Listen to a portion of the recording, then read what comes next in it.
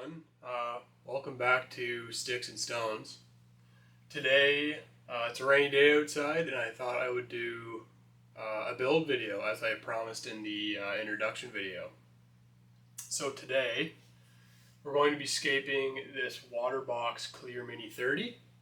And I know in the original video I said that this was going to be a North American, South American tank. But I changed my mind because I have a bunch of Crebensis cichlids and I want to keep them. So today we're going to be setting up a West African biotope style aquascape for these guys. The first thing we're going to do is get a substrate down. Because these guys like to dig, we're going to have to use media bags. And I think I only have Seachem Flourish Red right now, which is something I haven't used a lot of, but I don't think we're going to have a lot of root feeding plants. It's going to be a lot of epiphytic plants and a few like Aponogeton and those sorts of things in there, so we won't need too much nutrients in there. So yeah, follow along and I'll do my best to document the build for you. So the first thing we're going to do is just get some volcano mineral in there. All this is going to do is provide a ton of surface area for our beneficial bacteria that will colonize as the tank progresses.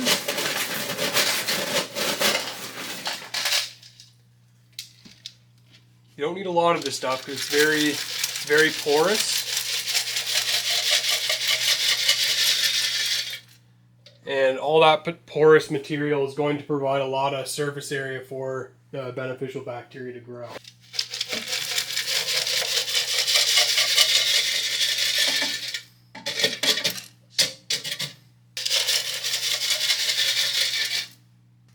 Well, that should be enough to get us started.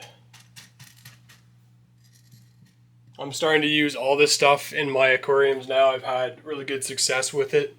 I notice in the early stages of my aquarium builds, I don't have as much nuisance algae, and overall the tank seems to progress further a lot quicker. So it's a good product to use. I recommend that you all use it at some point or at least try it out. And next we have our Seachem Flourish. The red variety, and I put it in a media bag just so that the cichlids wouldn't dig it up. I've also put in a few root tabs as well from Seachem in there. You just want to level it out as best you can. That way it's not bulging up too high.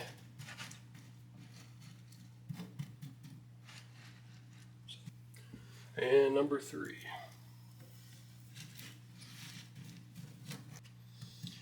So that right there should provide us enough nutrients for quite a long time. And the reason why we use these media bags is, well, like I told you earlier, is the cichlids won't be able to dig this up, but also the holes that are in the media bag still allow the roots to penetrate and grab hold of the nutrients that's in here.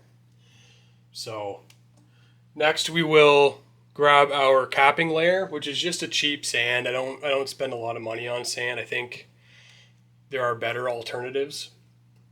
So I'll show you that here in a sec. Our next step is just to get the sand capping over this. Now this may take a bit, but it's important to get at least an inch over the whole area. Stuff is actually a little bit fine for my liking, but it'll have to do. I actually just picked this stuff up at Home Depot. It's Quikrete all-purpose sand, I think. And I think it cost me like $8. And it has this really nice natural sandy color to it.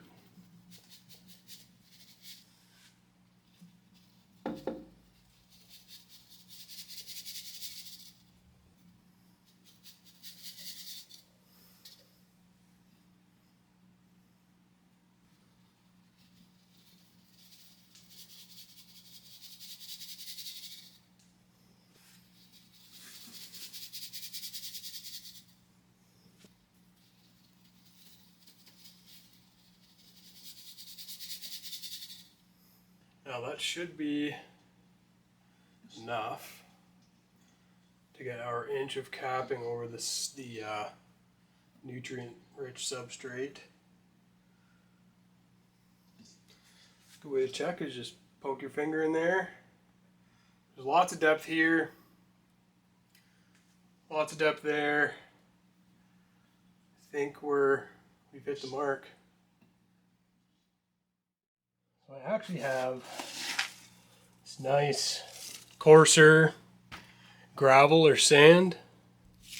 Oops, I just dropped it all over the floor, but I actually collected this myself. And what it'll do is just give it a more natural look.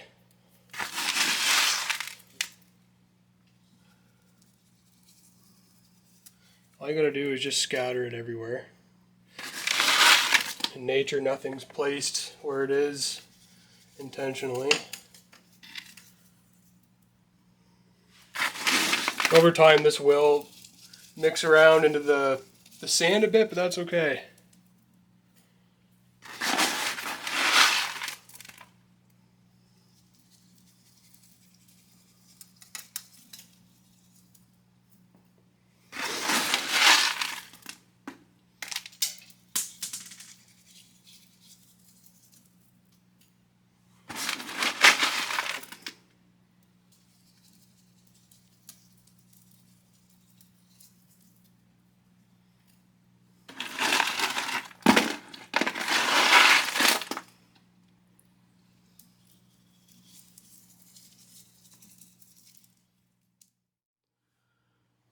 So there's the substrate down. I think it looks pretty good. I think the addition of the river gravel looks really good, and over time it'll mix with the sand and look natural. So I've had a little bit of a play around with the hardscape. I've got some nice pieces of wood that I'll show you. But this is going to take a little while, I think. I know I've already played around with it, but things change as you go. So yeah, I'm going to get to it and get the hardscape in. This is one of my favorite parts about the build, is getting the whole hardscape structure together, because I think it really sets the tone for what the scape's going to be like. So yeah, we'll get to it.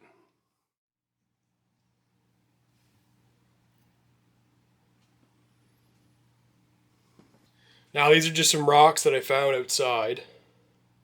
I'm going to try them out. They have this nice brown, nothing exciting look to them, but I think it will add to the natural part of the scape really nicely.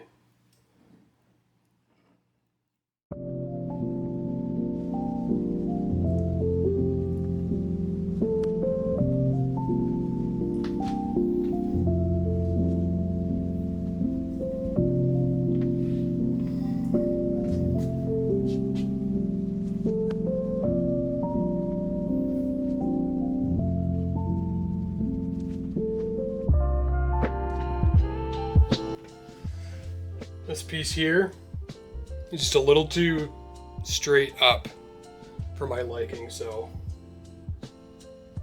I'm going to switch that around a little bit more to see what I can get out of this piece.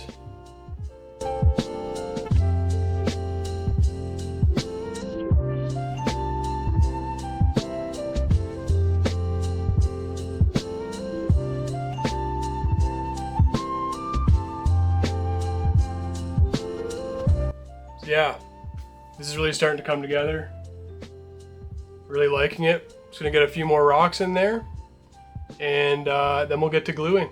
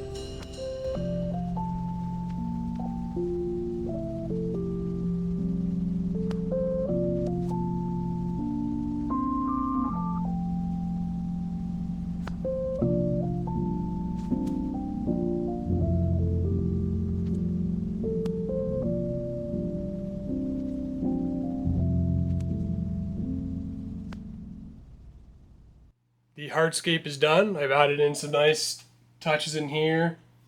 Just some little rocks. I think it really meshes nicely. And the only thing left to do is glue it down so it doesn't float. And then we can move on to some planting. So now we're just going to use some cyanoacrylate super glue, liquid super glue. Don't worry, it doesn't harm the fish. This stuff dries hard, almost like a plastic, and becomes inert. And then we're also going to use cotton pads. We're just going to rip off small pieces of the cotton pad and put them between those wedge points where the wood meets the rock, and then add a bit of super glue, and it'll harden. And hopefully that keeps our wood from floating.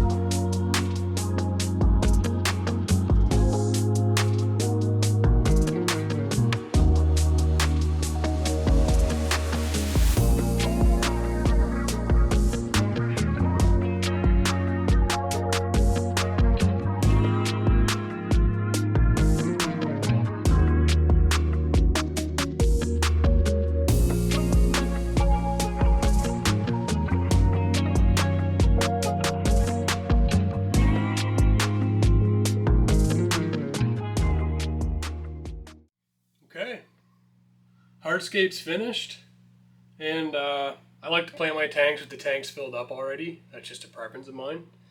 All I'm using is a 5-gallon pail and a small internal filter pump and some small hose, and hopefully this stuff doesn't float. Where is it? I always keep a large rock on standby just in case it decides to float. I can just pop this in there quick, and hopefully that'll keep it down. But yeah, let's fill this thing up. Okay, it's all filled up. Unfortunately, we did have some of the wood pieces float up, and some of the glue points did come detached, but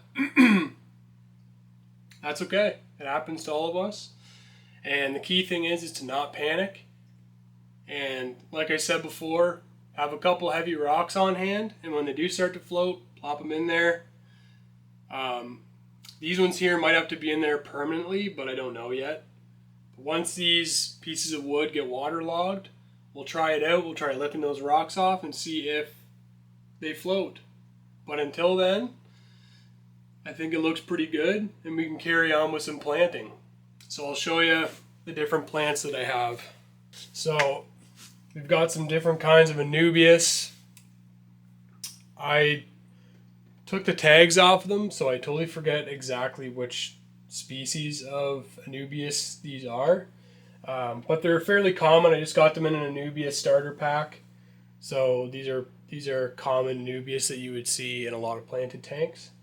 They're in really good shape. Unfortunately, I did lose one that was in tissue culture. It melted on me, and all the rhizomes rotted, so we won't be able to use that. Yeah, there's a few really good specimens here. And of course we have the African water fern, or Balbitis. All these plants are from Africa. I don't think they're all from the same area, but in this scenario we're doing a biotope style, not an actual biotope, so it'll work for this scenario. And then we also have a plant that I've never kept before. This is called Aponogeton, and it grows these really nice, long, wavy leaves, similar to like an Amazon sword or cryptocorn. And then we also have some tiger lotus. I don't think this is the red tiger lotus. I think it's something different, but it's very similar. So yeah, those are the plants. Now let's get started.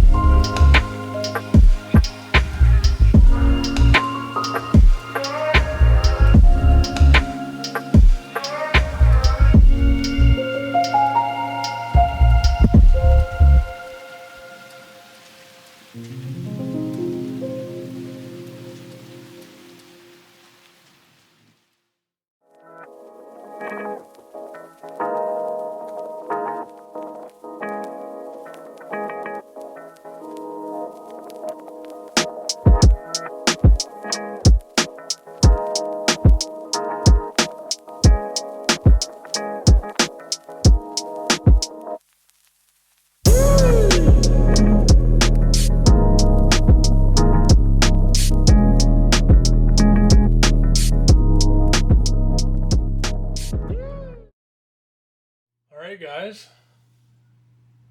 planting I think went pretty well. Could obviously use some more plants. In a perfect world I would pack this thing with plants, but unfortunately I just don't have the budget for it. So yeah, but I think it looks pretty good, and I also think that over time Those Aponogeet in the back are going to grow in really nicely. And the Anubias really add some nice accents around the rocks and in the woods. So yeah, I think overall it turned out really well, and I hope you guys enjoyed this build video.